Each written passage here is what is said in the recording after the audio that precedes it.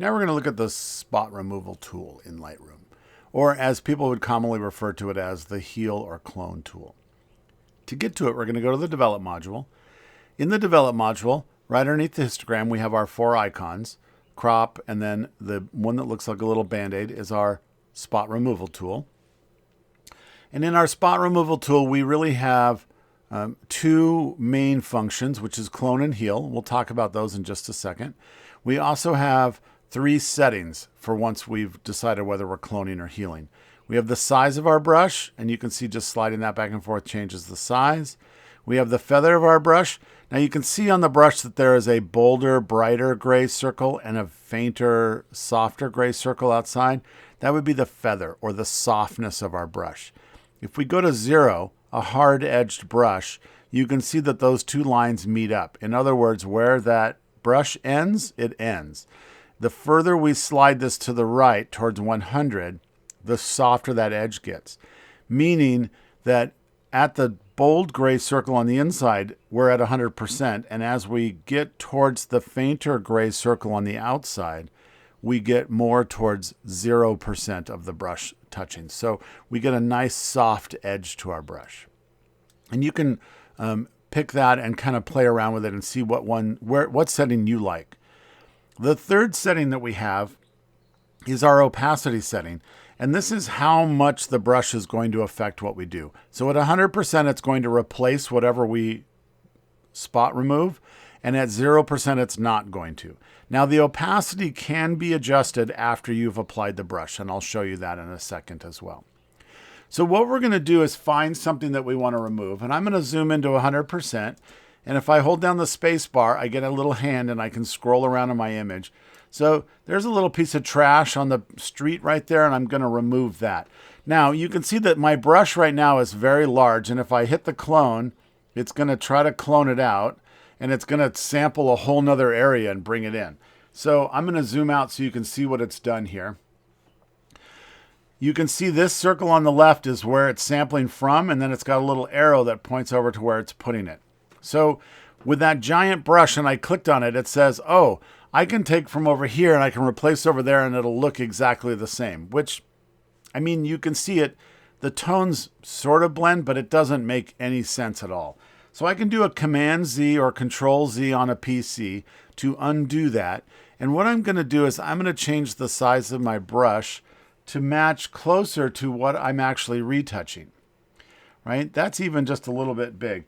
There are 2 brackets just above the return key. And if I hit the left bracket, I can scale my brush down bit by bit. And if I hit the right bracket, I can scale my brush up bit by bit. So I'm going to bring it down so that bold gray circle is just larger than the thing that I want to retouch. And then I'm going to click and drag across it. And it's going to create this white mass. And once I let go, it's going to sample an area that it wants to put over top of what I just retouched. And you can see that it even repeated the little glitch in the cement right there. So you can see that there's a little outline in these 2 black dots that show up when I retouch. That's the overlay of the tool showing me what I've done. You can change how that looks down here. You can have it always show up. You can have it only show the one that's selected or never. I prefer auto, which shows it to me when I'm over the canvas. And if I scroll out of the image, it makes it disappear. Now, if I'm not happy with that retouching, I can, with it selected in black, hit the delete key and it'll just take that whole thing out.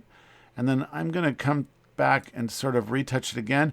Now, if I'm not happy with where it's sampled, I can move it. Let's say I wanted some yellow line in there. I could move down and get the yellow line in there. Maybe I wanted it brighter. I could get the brighter in there. You can see that wherever I move my source to is what it puts over my original spot. So you can kind of fine tune it to make it blend in as best as possible. Now, that's the clone tool. It clones. It takes 100% of your source and puts it over your original spot. It removes or replaces everything.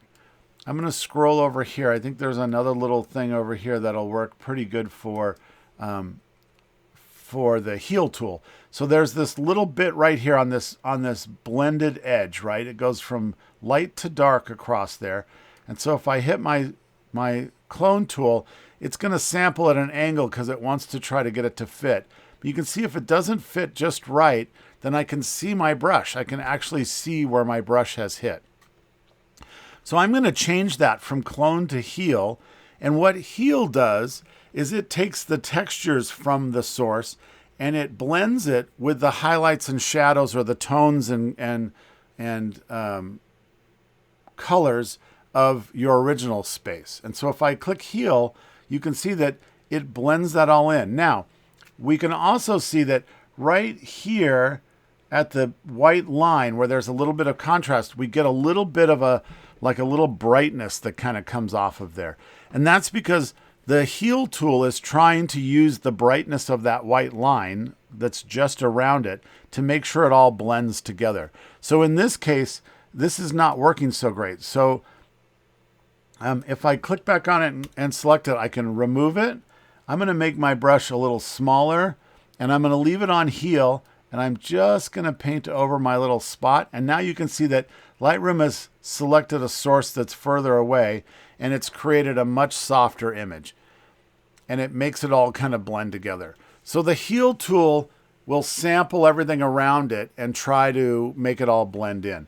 So then I can kind of continue around and I can just keep retouching out all of these little bits. You can see there's all kinds of little things. And some of them might not even be trash, but anything that I want to remove from this image, I will just go over and retouch it. And this one's a little bit bigger, so I'm going to create a little bit larger brush.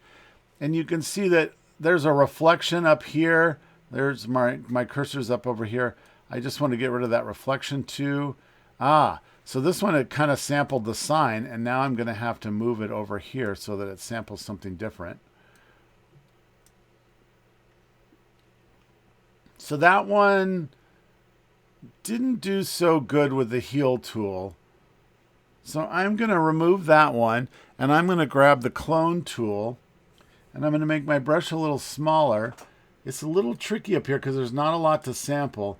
And then I'm going to bring this sample point down and grab some of this curb. And you can see that it's previewing it live for me in there as I do it. And I'm going to try to find something that kind of lines up so that it makes that whole thing just sort of disappear for me. So you can see, and that one's maybe a little complex for Lightroom with that, the base of that there. So what I'm going to do is I'm going to kind of do this in two parts. I'm going to take this part, and I think I can sample right next to it to get the base of that light. And then I'm going to do sort of the bucket itself, and let's see how this goes.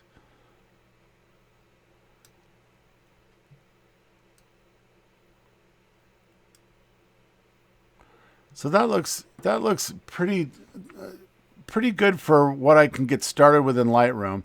There's a little bit still up there, and so I think I'm going to eliminate that, and I'm going to do it over again, and I'm going to take more of the bucket.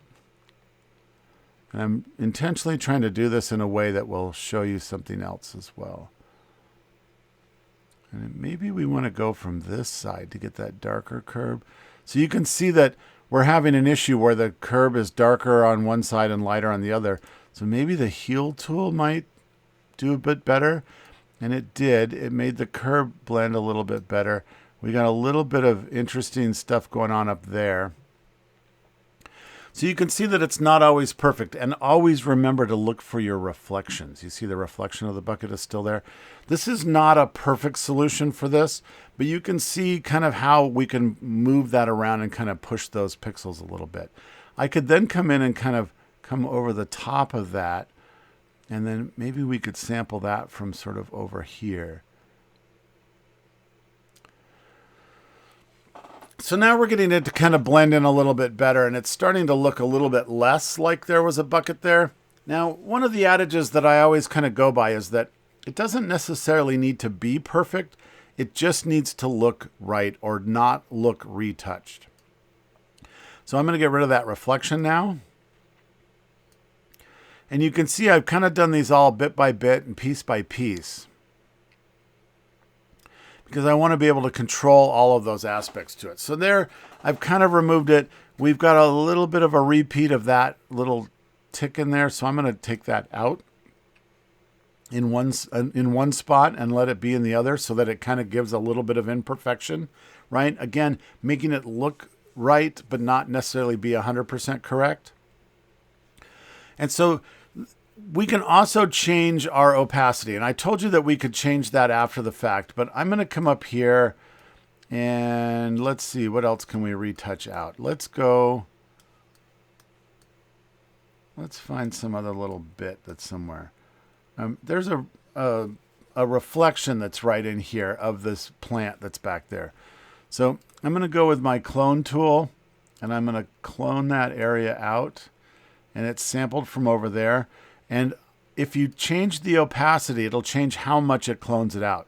So as I slide my opacity down, you can see that that plant starts to come back into that reflection. You can see if I go all the way from 100 to 0, it's there, and at 100 it's not there. And as I slide, it's partially there. So if I wanted that reflection to be there but not be that bright, I could retouch it out and then play with the opacity so that that reflection is there, and it shows me what my image has, but I can sort of lessen the intensity of it and make it just a little bit less bright. Now, like I said, the opacity can be changed after you've made the retouching.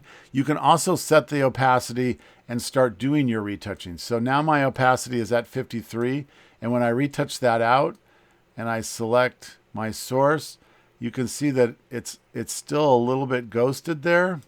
We can still see a little bit of that sign.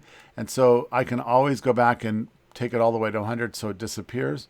We can adjust that after the fact. There's a little tick down here at the bottom that turns on and off all of the retouching that we did. So you can see as I click that back and forth, it'll show me, I'm going to come over here to the bucket. It'll show me all of the places that I've retouched. It'll sort of remove them and put them back so I can see kind of a before and after of what's going on with it. There's also something down here called Visualize Spots. And what Visualize Spots does is it creates this high contrast version of your image. I'm going to zoom out so you can really kind of see.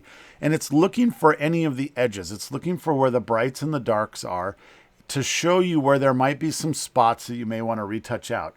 And you can make it less dramatic or more dramatic. In other words, see more of the spots that are there or see less of the spots that are there. And you can utilize this to find things that you may not see when you're sort of scrolling around. So when I do this and I look, I can see these little bits sort of in the trees that are peeking through. And maybe what I want to do is I'll go to the heal tool. I'll make my brush a little bit larger. And so I can even retouch right on the Visualize Spots mode. And I can just sort of hit some of those spots. Now, if you had dust and dirt on your sensor, this would really show the dust and dirt on your sensor. And so this is maybe just a way that I can make sure that the trees are just pure black and that I don't see any little texture or spots showing through. And so I just hit a few of those, and then I'll turn off Visualize Spots, and you can see that we may not have even noticed any of those spots that were there, but now that there isn't any little bright spots, I kind of like the shape of the trees a little bit better. So that is the spot removal tool in Lightroom. If the spot removal tool in Lightroom doesn't do exactly what you want to do, you can always take your image into Photoshop and you can use the clone or the heal tools in Photoshop as well.